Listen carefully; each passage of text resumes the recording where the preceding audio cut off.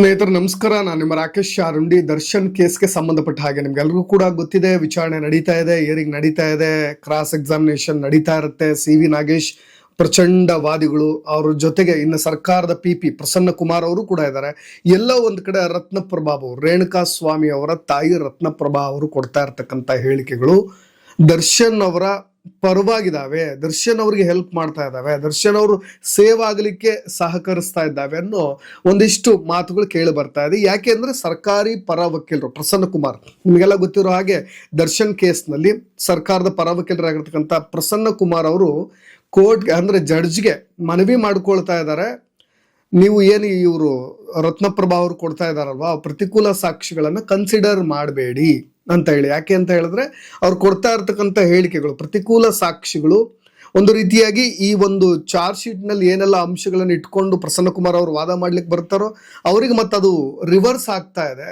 ನಾವು ಈ ಕೇಸ್ನಲ್ಲಿ ದರ್ಶನ್ ಅಥವಾ ಪವಿತ್ರ ಗೌಡ ಜೊತೆಗೆ ಇದಕ್ಕೆ ಕನ್ವಿಕ್ಷನ್ ಮಾಡಿಸ್ಬೇಕು ಅಂತ ಹೋರಾಟ ಮಾಡ್ತಾರೆ. ಇದು ಕನ್ವಿಕ್ಟ್ ಆಗ್ಬೇಕು, ದರ್ಶನ್ ಅವ್ರು ಕನ್ವಿಕ್ಟ್ ಆಗ್ಬೇಕು, ಜೈಲಿಗೆ ಹೋಗ್ಬೇಕು ಅನ್ನೋ ನಿಟ್ಟಿನಲ್ಲಿ ಸರ್ಕಾರಿ ಪರ ವಕೀಲರು ಹೋರಾಡ್ತಾ ಇದ್ದಾರೆ. ಆದ್ರೆ ಎಲ್ಲೋ ಒಂದ್ ಕಡೆ ರೇಣುಕಾ ಸ್ವಾಮಿ ಅವ್ರ ತಾಯಿಯೇ ಎಲ್ಲೋ ಉಲ್ಟಾ ಹೊಡಿತಾ ಇದ್ದಾರೆ, ಅಥವಾ ಅವ್ರು ಹೇಳಿಕೆ ಕೊಡ್ತಾ ಇರೋದನ್ನೆಲ್ಲ ಅವ್ರಿಗೆ ಪಾಸಿಟಿವ್ ಆಗ್ತಾ ಇದೆ. ಅಂದ್ರೆ ಅದನ್ನ ಎನ್ಕ್ಯಾಶ್ ಮಾಡ್ಕೊಳ್ತಾ ಇದ್ದಾರೆ ಸಿ.ವಿ. ನಾಗೇಶ್ ಅವರು. ಅಂದ್ರೆ ಕ್ರಾಸ್ ಎಕ್ಸಾಮಿನೇಷನ್ ಮಾಡ್ಬೇಕಾದ್ರೆ ಅಥವಾ ಎಲ್ಲಮ್ಮ ಎಲ್ಲಿ ನೋಡಿದ್ರಿ, ಫಸ್ಟ್ ಲಾಸ್ಟ್ ಮನೆ ಬಿಟ್ಟಿದ್ದು ಯಾವಾಗ ರೇಣುಕಾ ಸ್ವಾಮಿ, ಅಲ್ಲಿಂದ ಹೋಗಿದ್ದು ಯಾವಾಗ, ಇದಕ್ಕೆ ಸಂಬಂಧಪಟ್ಟಾಗ ನಾನು ವಕೀಲರ ಹತ್ರನೂ ಕೂಡ ಮಾತನಾಡ್ತೀನಿ, ಅವ್ರ ಹತ್ರನೂ ಕೂಡ ಒಂದು ಸ್ಟೇಟ್ಮೆಂಟ್ ಅನ್ನ ತೆಗೆದುಕೊಳ್ತೀನಿ, ಅವ್ರಿಗೆ ಕರೆ ಮಾಡೋ ಪ್ರಯತ್ನವನ್ನು ಕೂಡ ಮಾಡ್ತೀನಿ. ನೋಡಿ, ಎಲ್ಲ ಒಂದ್ ಕಡೆ ದರ್ಶನ್ ಈ ವಿಚಾರದಲ್ಲಿ ಸೇಫ್ ಆಗ್ತಿದ್ದಾರೆ. ಇನ್ನು ಸಾಕ್ಷಿಗಳು ಕೂಡ ಎಲ್ಲ ಉಲ್ಟಾ ಹೊಡೆದು ಬಿಟ್ರೆ ಕಂಪ್ಲೀಟ್ ಈ ಕೇಸ್ ಬಿದ್ದೋಗೋ ಚಾನ್ಸಸ್ ಇರುತ್ತೆ. ಅಂದ್ರೆ ಪ್ರತಿ ಸಾರಿನೂ ಕೂಡ ಹಿಯರಿಂಗ್ ಬರಬೇಕಾದ್ರೆ ಅಥವಾ ಎಲ್ಲರ ಹತ್ರ ಸ್ಟೇಟ್ಮೆಂಟ್ಗಳನ್ನು ತೆಗೆದುಕೊಳ್ಬೇಕಾದ್ರೆ ಇದೇ ರೀತಿಯಾಗಿ ಆಗ್ತಾ ಇದೆ ಅಂತ. ಸೊ ಏನ್ ಆಗ್ತಾ ಇದೆ, ಹಾಗಾದ್ರೆ ಏನಾಯ್ತು ಕೋರ್ಟ್ನಲ್ಲಿ?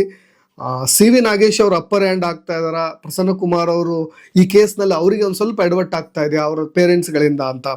ಅದಕ್ಕೋಸ್ಕರವಾಗಿ ಕ್ರಿಮಿನಲ್ ಲಾಯರ್ ಆಗಿರ್ತಕ್ಕಂಥ ಅಡ್ವೊಕೇಟ್ ಕಾರ್ತಿಕ್ ಅವರು ಇದ್ದಾರೆ, ಅವ್ರನ್ನು ಕೂಡ ನಾನು ಲೈನಿಗೆ ತಗೊಳ್ತೀನಿ. ಅವ್ರ ಹತ್ರ ಕೇಳೋಣ ಏನಾಗ್ತಾ ಇದೆ ಈ ಕೇಸ್ನಲ್ಲಿ ಅಂತ. ಬಟ್ ಏನಾಗ್ಬೋದು, ಎಫೆಕ್ಟ್ಸ್ ಆಗ್ಬೋದು ಅನ್ನೋ ವಿಚಾರವಾಗಿ ಚಾರ್ಜ್ ಶೀಟ್ ಅಂತೂ ಕಂಪ್ಲೀಟ್ ದರ್ಶನ್ ಅವರಿಗೆ ರಿವರ್ಸ್ ಇರೋ ರೀತಿಯಾಗಿ ಚಾರ್ಜ್ ಶೀಟ್ ಅನ್ನ ಮಾಡಿರೋದು. ಸರ್ ನಮಸ್ತೆ. ನಮಸ್ತೆ ಸರ್. ನಾನು ಆಕ್ಚುಲ್ ಆಗಿ ಈ ದರ್ಶನ್ ಕೇಸ್ ಸಂಬಂಧವಾಗಿ ಮಾತನಾಡ್ತಾ ಇದ್ವಿ.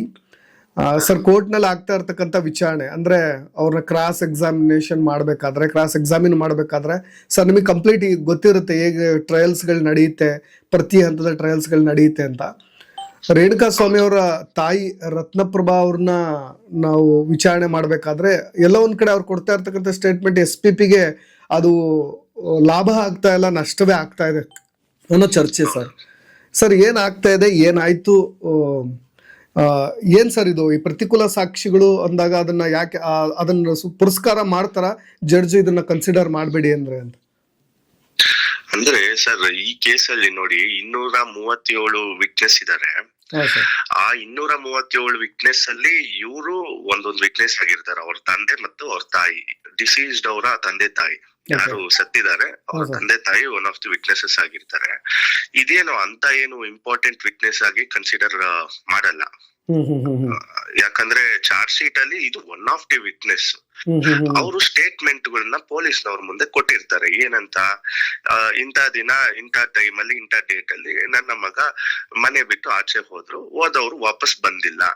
ಅವರು ಆ ದಿನದಲ್ಲಿ ಎಷ್ಟೊತ್ತಿಗೆ ಯಾವ ಟೈಮಿಂಗ್ ಅಲ್ಲಿ ಎಷ್ಟೆಷ್ಟು ಟೈಮ್ ಅಲ್ಲಿ ಫೋನ್ ಮಾಡಿದ್ರು, ನನಗೆ ಎಷ್ಟ್ ಸತಿ ಫೋನ್ ಮಾಡಿದ್ರು, ಮತ್ತೆ ಆ ಫೋನ್ ಮಾಡಿರೋದನ್ನ ಪೊಲೀಸ್ನವರು ಚೆಕ್ ಮಾಡಿದ್ರ ಇಲ್ವಾ, ಅವರು ಪೊಲೀಸ್ ಅವರು ನಮ್ ಫೋನ್ಗಳನ್ನ ಪರಿಶೀಲನೆ ಮಾಡಿದ್ರ ಇಲ್ವೋ.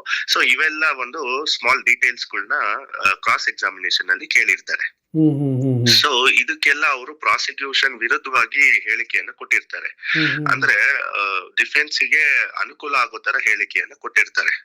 ಅದು ಬೇಕು ಅಂತ ಕೊಟ್ಟಿಲ್ಲ. ಅದು it is A art of cross examination. ಯಾರೇ ಡಿಫೆನ್ಸ್ ವಕೀಲರು ಕ್ರಾಸ್ ಎಕ್ಸಾಮಿನೇಷನ್ ಮಾಡ್ಬೇಕಾದ್ರೆ, ಅನುಭವ ಇರುವಂತಹ ವಕೀಲರು ಕ್ರಾಸ್ ಎಕ್ಸಾಮಿನೇಷನ್ ಮಾಡ್ಬೇಕಾದ್ರೆ, ಹಲವಾರು ಸಾವಿರಾರು ಕೇಸ್ಗಳಲ್ಲಿ ಈ ತರ ಕ್ರಾಸ್ ಎಕ್ಸಾಮಿನೇಷನ್ ಮಾಡಿ ಅನುಭವವನ್ನು ಪಡೆದಿರ್ತಕ್ಕಂಥ ವಕೀಲರು ಈ ತರ ಕ್ರಾಸ್ ಎಕ್ಸಾಮಿನೇಷನ್ ಮಾಡಿ ಅವ್ರಿಗೆ ಬೇಕಾದಂತಹ ಅವ್ರ ಕೇಸಿಗೆ ಅನುಕೂಲ ಆಗುವ ತರ ಅವರು ಕ್ರಾಸ್ ಎಕ್ಸಾಮಿನೇಷನ್ ಅವ್ರಿಗೆ ಏನು ಉತ್ತರವನ್ನು ಬೇಕೋ ಆ ಉತ್ತರವನ್ನು ಪಡ್ಕೊಂತಾರೆ. ಅದೇ ರೀತಿ ಈ ಕೇಸಲ್ಲೂ ಉತ್ತರಗಳನ್ನ ಪಡ್ಕೊಂಡಿದ್ದಾರೆ.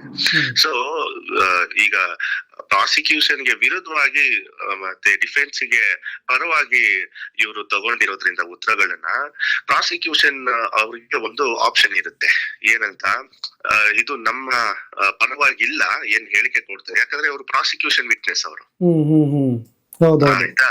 ಸೊ ಇದು ನಮ್ಮ ಪರವಾಗಿ ಇಲ್ಲ. ಸೊ ಆದ್ರಿಂದ ನೀವು ಏನ್ ಮಾಡ್ಬೇಕು, ಒಂದು ಅಪ್ಲಿಕೇಶನ್ ಅನ್ನ ಸಲ್ಲಿಸಬಹುದು ಪ್ರಾಸಿಕ್ಯೂಷನ್ ಕಡೆಯಿಂದ, ಪಬ್ಲಿಕ್ ಪ್ರಾಸಿಕ್ಯೂಟರ್, ಅಥವಾ ಓರಲ್ ಆಗಿ ಕೋರ್ಟ್ಗೆ ಸಬ್ಮಿಷನ್ ಅನ್ನ ಮಾಡಬಹುದು. ಇವ್ರನ್ನ ಪ್ರತಿಕೂಲ ಸಾಕ್ಷಿಯಾಗಿ ಕನ್ಸಿಡರ್ ಮಾಡಿ ಅಂತ ಹೇಳ್ಬಿಟ್ಟು. ಪ್ರತಿಕೂಲ ಸಾಕ್ಷಿ ಅಂತ ಹೇಳಿದ್ರೆ ನೋಡಿ, ಈಗ ಹಾಸ್ಟೆಲ್ ಆಗೋದು ಅಂದ್ರೆ ಅಲ್ಲಿ ಏನು ಹೇಳಿದ್ದಾರೆ ಅದು ನಮಗ್ ಗೊತ್ತಿಲ್ಲ ಅಂತ ಹೇಳ್ಬಿಟ್ಟು ಉಲ್ಟಾ ಹೊಡೆದ್ರೆ ಅದನ್ನ ಪ್ರತಿಕೂಲ ಸಾಕ್ಷಿ ಅಂತ ಕನ್ಸಿಡರ್ ಮಾಡೋದು. ಸೊ ಹಂಗ್ ಕನ್ಸಿಡರ್ ಮಾಡಿ ಅಂತ ಇವ್ರು ಒಂದು ಓರಲ್ ಸಬ್ಮಿಷನ್ ಅನ್ನ ಮಾಡಿರ್ತಾರೆ, ಯಾರು ಪ್ರಾಸಿಕ್ಯೂಷನ್ ಕಡೆಯವರು.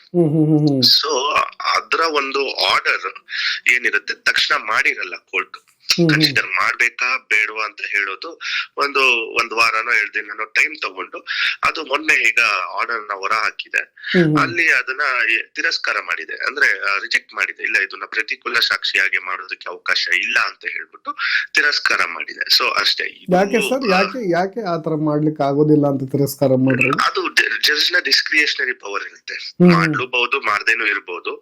ಅದು ಇದು this is not very important witness. This is one of the witness in 237 charge sheet witnesses.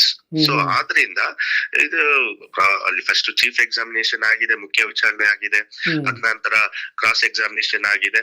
So ಹೆಂಗೆ ಬರುತ್ತೆ as per rule of law, ಹಂಗೆ ಅದನ್ನ ಕನ್ಸಿಡರ್ ಮಾಡ್ಕೊಂಡು ಹೋಗ್ಬೇಕಾಗುತ್ತೆ. ಇದು ಇವರು ಹೇಳಿದ್ದಾರೆ ಅಂತ ಹೇಳಿದ್ರೆ ಅದನ್ನ ಪ್ರತಿಕೂಲ ಕನ್ವರ್ಟ್ ಅಂತ ಕೇಳಿದ್ದಾರೆ, ಯಾಕಂದ್ರೆ ಅವ್ರ ಪರವಾಗಿ ಸ್ವಲ್ಪ ಬರ್ಲಿ. ಆ ಕನ್ವರ್ಟ್ ಮಾಡದಲ್ಲಿ ಏನಾಗುತ್ತೆ, ಅವರದ ಪ್ರಾಸಿಕ್ಯೂಷನ್ ಏಜೆನ್ಸಿ ಕಡೆಯವರು ಪಬ್ಲಿಕ್ ಪ್ರಾಸಿಕ್ಯೂಟರ್ ಅವ್ರನ್ನ ಪಾರ್ಟಿ ಸವಾಲನ್ನು ಮಾಡ್ಬೋದು.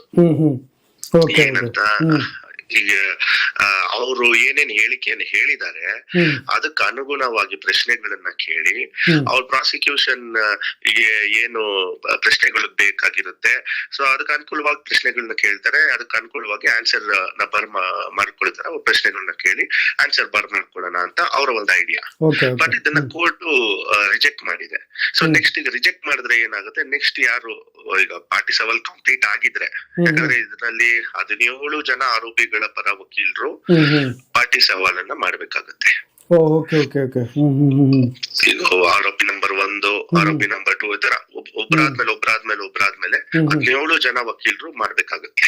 ಸೊ ಅವ್ರ ತಂದೆ ಮತ್ತೆ ಅವ್ರ ತಾಯಿಗೆ ಮಾಡಾದ್ಮೇಲೆ ನೆಕ್ಸ್ಟ್ ಯಾರು CW3 ಯಾರಿರುತ್ತೆ, ಕನ್ಸಿಡರ್ CW3ಗೆ ಈಗ ಸಮನ್ಸ್ ಅನ್ನ ಕೋರ್ಟ್ ಇಂದ ಕಳಿಸ್ತಾರೆ. ಅವ್ರು ಯಾರಿದ್ದಾರೆ ಚಾರ್ಜ್ ಶೀಟ್ ಅಲ್ಲಿ ನೋಡ್ಕೊಂಡು ಅವ್ರ ಸಮನ್ಸ್ ಅನ್ನ ಕಳಿಸಿ ನೆಕ್ಸ್ಟ್ ಅವ್ರ ಕೋರ್ಟ್ ಬರ್ತಾರೆ. ಅವ್ರಿಗೆ ಇದೇ ರೀತಿ ಪ್ರೊಸೆಸ್, ಫಸ್ಟ್ ಮುಖ್ಯ ವಿಚಾರಣೆ ಆಗುತ್ತೆ, ಚೀಫ್ ಎಕ್ಸಾಮಿನೇಷನ್, ಅದಾದ ನಂತರ ಪಾರ್ಟಿ ಸವಾಲನ್ನು ಮಾಡ್ತಾರೆ. ಸೊ ಇದು this is not very important witness, but this is one of the witness. ಇನ್ನ ಇದ್ರಲ್ಲಿ ಹಲವಾರು ಹೈ ವಿಟ್ನೆಸ್ ಗಳಿದ್ದಾರೆ. ಸೊ ಅವ್ರನ್ನೆಲ್ಲ ಎಕ್ಸಾಮಿನೇಷನ್ ಮಾಡ್ಬೇಕಾಗತ್ತೆ. ಆಕ್ಚುಲಿ ಪಾರ್ಟಿ ಸವಾಲ್ ಮಾಡ್ಬೇಕಾದ್ರೆ ನೀವು ಹೇಳಿದ್ರಲ್ಲ, ಬೇರೆ ಆರೋಪಿಗಳು, ಇತರ ಆರೋಪಿಗಳನ್ನು ಕೂಡ 17 ಜನ ಇದ್ರೆ 17 ಜನನು ಪಾರ್ಟಿ ಸವಾಲ್ ಮಾಡ್ಬೇಕಾಗತ್ತೆ ಅಂತ. ಎಲ್ಲೋ ಒಂದ್ ಕಡೆ ಒಂದು 7-8 ಸಾಕ್ಷಿಗಳು ಏನಾದ್ರು ಈ ಪ್ರತಿನಿತ್ಯ ಹಿಯರಿಂಗ್ ನಡಿಬೇಕಾದ್ರೆ ಅವ್ರು ಏನಾದ್ರು ಉಲ್ಟಾ ಹೊಡೆಯೋ ಸಾಧ್ಯತೆ, ಅಥವಾ ಅದನ್ನ ಸರ್ಕಾರಿ ಪರ ವಕೀಲರು ಅದನ್ನ ಸರಿಯಾದ ರೀತಿಯಾಗಿ ಅವ್ರನ್ನ ಕ್ರಾಸ್ ಎಕ್ಸಾಮಿನ್ ಮಾಡದೇ ಇದ್ರೆ ಅದು ದರ್ಶನ್ಗೆ ಹೆಲ್ಪ್ ಆಗೋ ಸಾಧ್ಯತೆ ಇದೆ, ಅಥವಾ ತುಂಬಾ ಸ್ಟ್ರಾಂಗ್ ವಿಟ್ನೆಸ್ ಕನ್ಸಿಡರ್ ಮಾಡ್ತಾರ? ಆತರ ಏನಾಗುತ್ತೆ ಸರ್? ಹೌದೌದು. ನೋಡಿ, ಈಗ ಏನಾಗುತ್ತೆ ಇಂಥ ಕೇಸ್ಗಳಲ್ಲಿ, ಇದು ಹೈಕೋರ್ಟ್ ಅಲ್ಲಿ ಬೇಲ್ ಅಪ್ಲಿಕೇಶನ್ ಅಲೌ ಆಗಿ ಆಮೇಲೆ ಸುಪ್ರೀಂ ಕೋರ್ಟ್ ಹೋಗಿ ಅಲ್ಲಿ ರಿಜೆಕ್ಟ್ ಆಗಿ ಬಂದಿದೆ. ಇದು ಎಂಟೈರ್ ಕೇಸ್ ಆಫ್ ಪ್ರಾಸಿಕ್ಯೂಷನ್ ಇದು ಸರ್ಕಮ್ಸ್ಟೆನ್ಷಿಯಲ್ ಎವಿಡೆನ್ಸ್ ಮೇಲೆ ಬೇಸ್ ಆಗಿದೆ. ಇಲ್ಲಿ ಯಾರು ಕೊಲೆನ ಕಂಡ ಸಾಕ್ಷಿ ಯಾರು ಇಲ್ಲ, ಅಂದ್ರೆ ಡೈರೆಕ್ಟ್ ಐ ವಿಟ್ನೆಸ್ ಅಂತ ಕರೀತಾರೆ. ಆತರ ಡೈರೆಕ್ಟ್ ಐ ವಿಟ್ನೆಸ್ ಈ ಕೇಸ್ ನಲ್ಲಿ ಯಾರು ಇಲ್ಲ ಸರ್ಕಮ್ಸ್ಟೆನ್ಷಿಯಲ್ ಐ ವಿಟ್ನೆಸ್ ಆಗಿ ಮಾಡ್ಕೊಂಡಿರ್ತಾರೆ. ಸೊ ಅಂತ ಮೇನ್ ಯಾವ ಐ ವಿಟ್ನೆಸ್ ಗಳಿರ್ತಾರೆ, ಒಂದು 10 ಜನ 15 ಜನ 20 ಜನ ಎಕ್ಸಾಮಿನೇಷನ್ ಆದ್ಮೇಲೆ ಆ ಎಕ್ಸಾಮಿನೇಷನ್ ಡಿಪೋಸಿಷನ್ ಬೇಸಿಸ್ ಮೇಲೆ ಬೇಕಾದ್ರೆ ಇವರು ತಿರ್ಗಾ ಬೇಲನ್ನ ಮೂವ್ ಮಾಡ್ಕೊಳ್ಳುವಂತಹ ಸಾಧ್ಯತೆ ಇರುತ್ತೆ. ಫಸ್ಟ್ ಅದಕ್ಕೂ ಪ್ರೊಸೆಸ್ ಚಾನ್ಸಸ್ ಇದೆ.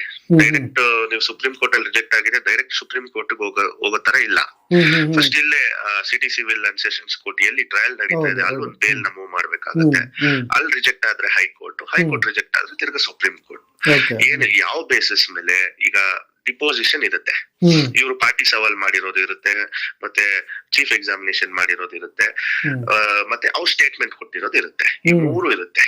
ಈ ಮೂರಲ್ಲೂ ಓದಿ ಕಾಂಟ್ರಡಿಕ್ಷನ್ ಏನಾದ್ರು ಬರ್ತಾ ಇದ್ರೆ ಅಂದ್ರೆ ಡಿಫ್ರೆನ್ಸಸ್ ಬರುತ್ತೆ. ಅದು ಮುಖ್ಯ ವಿಚಾರಣೆಯಲ್ಲೇ ಒಂದ್ ಹೇಳಿಕೆ ಕೊಟ್ಟಿರ್ತಾರೆ, ಪಾರ್ಟಿ ಸವಾಲಲ್ಲೇ ಒಂದ್ ಹೇಳಿಕೆ ಕೊಟ್ಟಿರ್ತಾರೆ, ಪೊಲೀಸ್ನವ್ರ ಮುಂದೆ ಸ್ಟೇಟ್ಮೆಂಟ್ ಕೊಡ್ಬೇಕಾದ್ರೆ ಒಂದ್ ಹೇಳಿಕೆ ಕೊಟ್ಟಿರ್ತಾರೆ. ಈ ಮೂರು ಕಾಂಟ್ರಡಿಕ್ಷನ್ ಏನಾದ್ರು ಬಂದಲ್ಲಿ ಆ ಕಾಂಟ್ರಡಿಕ್ಷನ್ ಅನ್ನ ವಾದ ಮಾಡಿ ಕೋರ್ಟ್ ಮುಂದೆ ಅವಾಗ ನಮಗೆ ಬೇಲ್ ಅನ್ನು ಕೊಡ್ಬೋದು.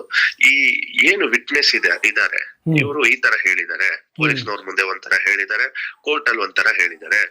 This is not A reliable witness. ಈ ವಿಟ್ನೆಸ್ ನ ಒಂದು ಹೇಳಿಕೆಯನ್ನು ಇಟ್ಕೊಂಡು ನಮ್ಮ ಕ್ಲೈಂಟ್ ನ ಒಳಗಡೆ ಜುಡಿಷಿಯಲ್ ಕಸ್ಟಡಿಯಲ್ಲಿ ಇಟ್ಕೊಳಕ್ ಆಗಲ್ಲ. ಅವರ right to life and personal liberty violate ಆಗುತ್ತೆ ಅಂತ ಹೇಳ್ಬಿಟ್ಟು ಬೇಲ್ ನ ನಾವು ಕೇಳುವಂತ ಸಾಧ್ಯತೆ ಇರುತ್ತೆ.